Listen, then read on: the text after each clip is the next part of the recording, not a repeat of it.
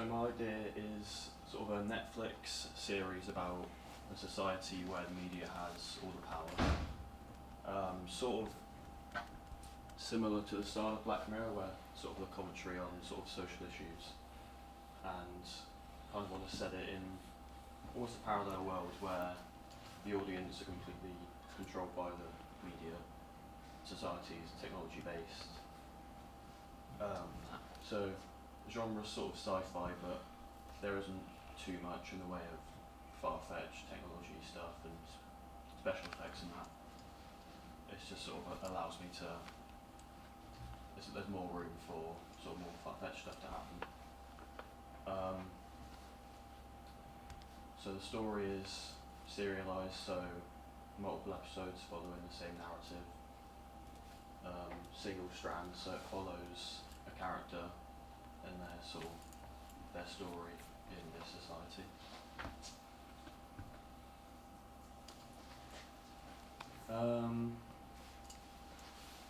Sort of the unique selling points is that I haven't really found a series that sort of does a similar thing to mine.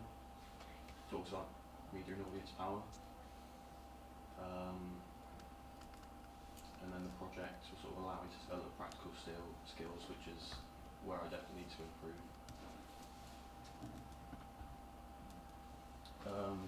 So far I've looked at Netflix audience data, I've done a questionnaire, looked at the success of Black Mirror, and that sort of helped me to find that I think my series would be appropriate for Netflix and a similar kind of audience that have enjoyed Black Mirror.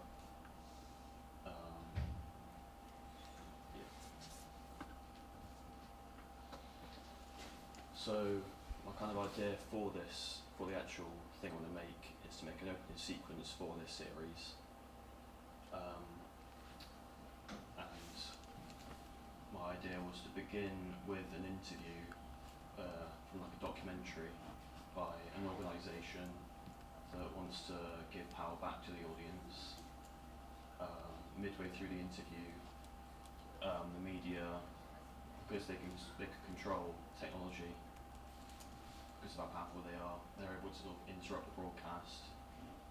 And then as soon as that happens, the broadcast team and the main character realise they're in danger, and that kind of the film will sort of break off from an interview into more of a drama style show.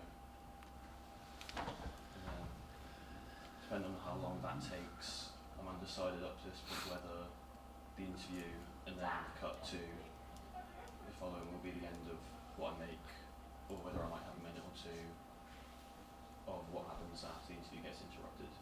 So, yeah, that's my idea. Cool. Good. Okay, so talk me through the interruption.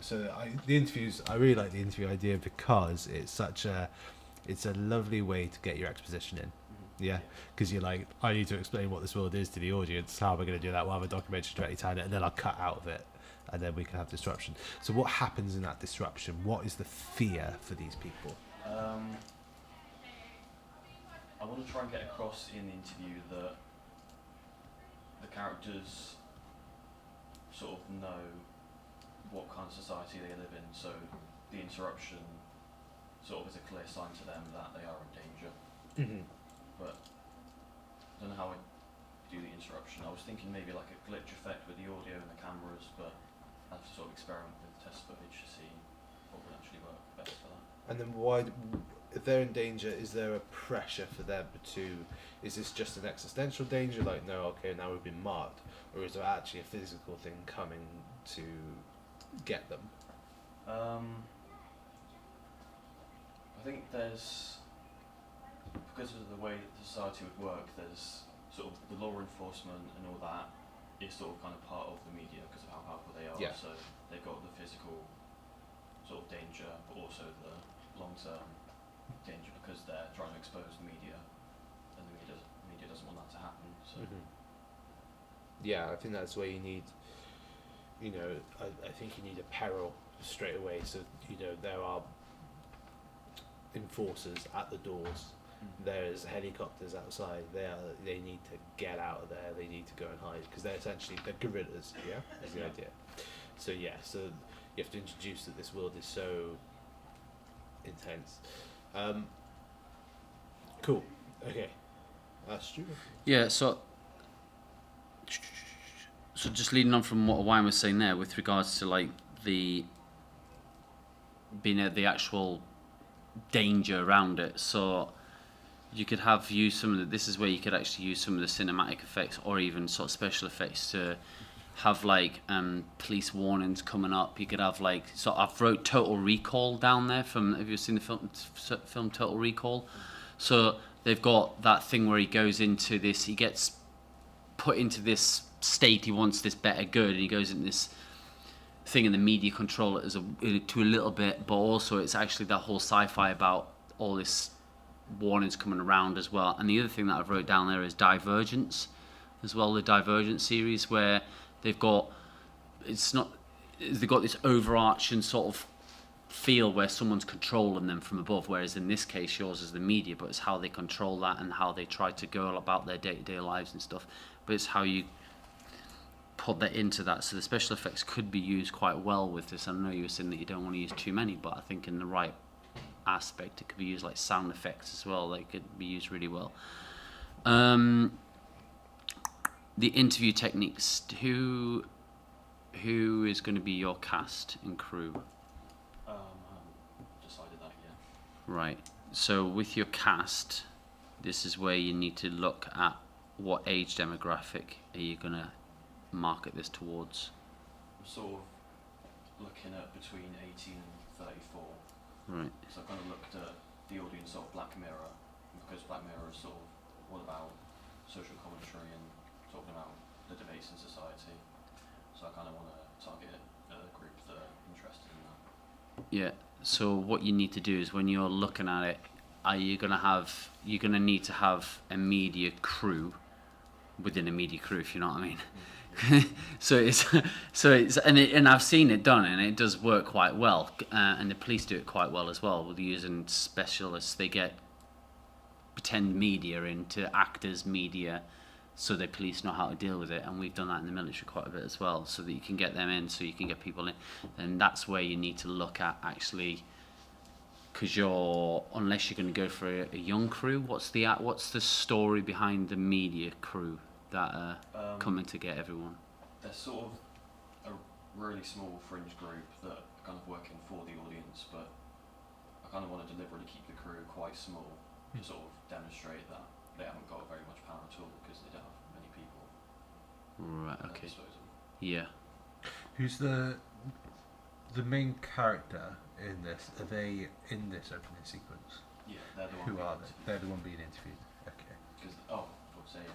The story behind them is that they previously worked for a big Okay. media company. Right. Okay. Missed that bit. Yeah, and they sort of know a lot of things that if the audience knew about the media, then Yeah. could jeopardise the media's power. Yeah. So he reaches out because he's part of the audience now, and he doesn't want to live in a society where they haven't got any power. He reaches out to this media group to try and expose the media. Cool. One thing you could consider is to use it as use the opening sequence just as a shock sequence and opening, like, let's introduce just the world, and you could have the person being interviewed being shot, attacked, whatever, in the opening sequence, and then we just go off to different characters. That's when we actually went to the thing, and that can make it work as a short film as well. It's one thing you can have a little think about, and make a decision on that. Either way is fine. Cool. Yeah, like Stu was saying, that you can get a lot from other sci-fi, even the more fantastical things like Minority Report. Philip K. Dick is very, very paranoid. So you've got, Total Recall. Sorry, you said Total Recall. Yeah. I said, Minority Report. If you know that one, or if you don't, have a look into it.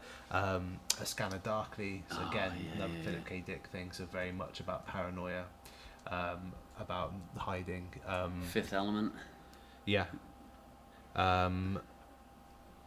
There's a free webcomic I want you to have a look at, which is called damn, it's gone out of my head. I'm gonna remember it in a bit. It's by Brian K. Vaughan. But that's really interesting. Starship Troopers. Have you seen Starship Troopers? Have a look at Starship Troopers, because it's very, you'll like it with your kind of little Marxist kind of preference. So it's very much about you know, a society that controls its population through media, and it's all like pro-war, and it's all the enemy. It's about propaganda essentially. Brazil as well, by Terry Gilliam. Yeah. So that's another one that's very much the 1980, kind of like an interpretation of 1984. So again, that kind of control, and of course 1984 itself. So good, yeah. I think that have a think about. I like really at the beginning, open it up, set it up. You've introduced your world, your characters, all that kind of stuff. Think about making that end bit really dramatic, and then cut to black, and then boom, and then it can be a short film or it can be a series. And I like the way you looked at it as a series. That's really good. You've got your sci-fi, you've identified Black Mirror as sci-fi, but it doesn't have to be high-tech sci-fi. So that's really cool. What locations are you thinking about filming it, and how long do you envisage it taking you to film? I'm thinking my house, just because it's a lot easier to control the environment, but I'm moving house in like 2 weeks. So not easy to control. So unless do you have access to an empty house, or once you're out, and that's it? Yeah, we've got the flat moving into, Yeah. or we'll have it soon, so I could film in there while it's still empty, and then 'Cause still get to live out my house. I think that's better than filming in a place that looks domesticated. Yeah. Because if you're filming something, they've found the location that's kind of off the grid, that's hidden where no one's watching, so they can film in there. Like, you know, normally I'm against people filming in here for the sake of it, because it's a bit lazy. But for you, you know, because it's not the tidiest of studios, it's got a little bit of a rundown look. It might work for you in that sense, because it looks like they're trying to pull something out guerrilla style. But yeah, I would advise against a domestic setting. If you can have that as an abandoned domestic setting, or an empty domestic, you know, ex-domestic setting, fine. But if it's like a nice house, doesn't work for me. Doesn't set the tone right. It's like when they film some of the Ross Kemp stuff, they'll go into this in fact, pretty much most of the stuff, like when Ross Kemp's getting interviewed and stuff like that, it'll be in like a really rundown building, and then they'll just have these lighting as well, and because and having an understanding of how to do some lighting within interviews is definitely something you need to investigate, is how to do interviewing techniques and stuff, and how to like that. And if you need me to show you, I'm quite happy to show you how to do that, or I'm sure Wine will as well. Yeah. And we can do that, and we can show you how to set up some nice interviewing styles and techniques, but also what questions are you going to be asking? Or do we actually see any questions or hear any questions getting asked to the interviewer? That's something that you need to. Have you thought about? I haven't thought about it yet, but I think being able to hear the questions quite quietly. Yeah. In the background would be fine. Yeah, I think my kind of view on that is, I think it'd be nice if you do it so it presents like it is. You cut it out, and then you get and then something like, you know, Interrupting the broadcast. Yeah, but in a really like, you know, saccharine, sweet, horrible way. In that it's something that's like, oh wait, they're obviously trying to cover something up, and then you cut to you're in studio and you show them reacting. I think that's the best way to do it. They do that in Hunger Games quite. When where they go back into their district, whatever, I can't remember whatever it is, and then they putting out their propaganda, but then the main district interrupt them, that sort of thing. Yeah, that's the sort of when they've cut us in, and even shown. Do we need to see the media people actually trying to patch in to cut in, or do we not? I don't know. Let's leave it up to you. But it's. Yeah, I've thought about maybe having a shot of some of the media people watching the broadcast and saying, like, we need to interrupt this. Yeah. To sort of establish who the villain is in the series. And who the Yeah, I think you could probably do that in your dialogue in the interview. Yeah. And then when it cuts in, it's clear that if you make it nice and clear, like blah blah blah corporation or whatever. Yeah. So we have a chat around that, and then that's quite interesting, because then you're making 3 different like little products. You're making a little drama, you're making a little visual package, and you're making a little documentary. Well, mockumentary essentially. Yeah. Yeah. Cool. Okay. Yeah. So we just need to. I think best thing for you to do is start working on a treatment as well. Think about any primary research You've done some already. You've done primary, so that's cool. Okay, so yeah, start working on your treatment, and then once that treatment's done, then it's onto the script really. And once that script's done, then the storyboards will fall into place and all that kind of stuff. So that's kind of pre-production process. Start working through. So I think by mid next week you're onto your script. Yeah. How long's it? Sorry, I know you. Just the last one. How long is it?